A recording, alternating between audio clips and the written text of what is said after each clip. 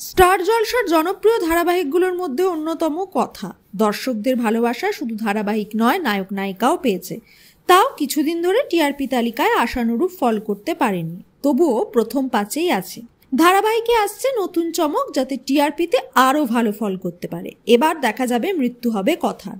নিজের মৃত্যুর চরিত্র করতে গিয়ে হাউ হাউ করে কাঁদছেন সুস্মিতা। সূত্রের খবর, সাহেবের চোখেও জল, তবে গ্লিসারিন ব্যবহার করে নয়। সত্যিই কেঁদেছেন তিনি, সত্যি চিৎকারও করেছেন, তাই গলা বসে গেছে। তাদের কান্না দেখে সেদিন শুটিং সেটের সকলেই কেঁদেছেন।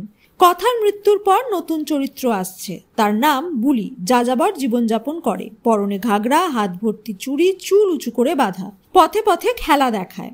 সাহেবের চরিত্র বদল ঘটেছে, সাহেব এবার নেশাগ্রস্ত হয়ে পড়বে। শোনা গেছিল সুস্মিতার বদলে নতুন চরিত্রে অভিনয় করবে অন্য কোনো নায়িকা। তবে সাহেব সুস্মিতার রসায়ন ছাড়া গল্প অসম্পূর্ণ, তাই বুড়ি চরিত্রে থাকবেন সুস্মিতাই। ইতিমধ্যে এই চরিত্রে শুটিং শুরু করেছেন তিনি বলেন, ধারাবাহিকে দুটি চরিত্রে একজনে অভিনয় করার সুযোগ খুব কমই থাকে, সেই সুযোগ পেয়ে উচ্ছ্বসিত অভিনেত্রী। কথা চরিত্রে যেরকম দর্শকদের ভালোবাসা পেয়েছেন, বুলি চরিত্রে কি সেরকমই পাবেন? কথা এভি আশাবাদী। ইতিমধ্যেই কথার মৃত্যুর দৃশ্য এবং এভির কান্না ছাপ ফেলেছে দর্শক মহলে। দর্শকরা তাদের পরিশ্রমকে ফেলে দিতে পারবে না। এবার নতুন আঙ্গিকে এপিসোড শুরু হওয়ার পর বোঝা যাবে তারা আদৌ ভালোবাসা পাবে কিনা। এবার কি তবে বুলি এবং এভির প্রেমের দৃশ্য দেখা যাবে? তা উত্তর দেবে সময়।